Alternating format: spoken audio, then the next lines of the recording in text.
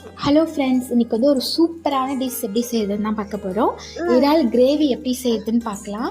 First வந்து இறால் வந்து நல்லா க்ளீன் பண்ணி எடுத்துக்கணும். நல்லா க்ளீன் பண்ண பின்னாடி தலையை கட் பண்ணிவிட்டு அந்த சென்டர் பார்ட்டை பிடிச்சி இழுத்தாவே ஈஸியாக வந்துடுது.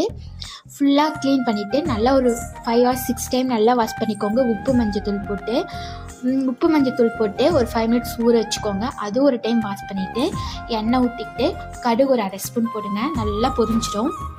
பொரிஞ்ச பின்னாடி கருவேப்பிலை, 2 ஏலக்காய், ஒரு பட்டை, 2 லவங்கப்பூ. நெக்ஸ்ட்டு வந்து பச்சை மிளகாய் 2 குட்டி குட்டியாக கட் பண்ணி வச்சதை ஆட் பண்ணிவிட்டு 1 ஸ்பூன் சோம்பு, 1/2 ஸ்பூன் சீரகம் நல்லா கலந்து விட்டுக்கோங்க. குட்டி குட்டியாக கட் பண்ணி வச்ச வெங்காயம் 2 ஆட் பண்ணியிருக்கேன். அதுவும் நல்லா வணங்கிறதுக்காக உப்பு ஆட் பண்ணி நல்லா வணக்கிடணும். நல்லா வணங்கின பின்னாடி தக்காளி 2 கொரன்னு அரைச்சி வச்சுருக்கேன். அதுவும் இது கூட ஆட் பண்ணி நல்லா கலந்து விட்டுக்கிட்டேன்.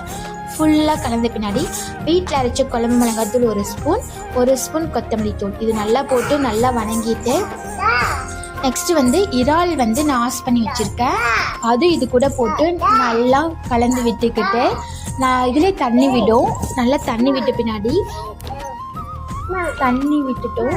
நெக்ஸ்ட் தண்ணி ஆட் பண்ணி கொதிக்க வச்சுருங்க. கெட்டி பதமாயிரும். Very good ரபுஜி.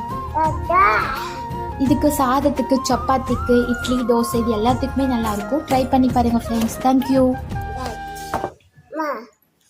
என்ன பட்டு வாவ்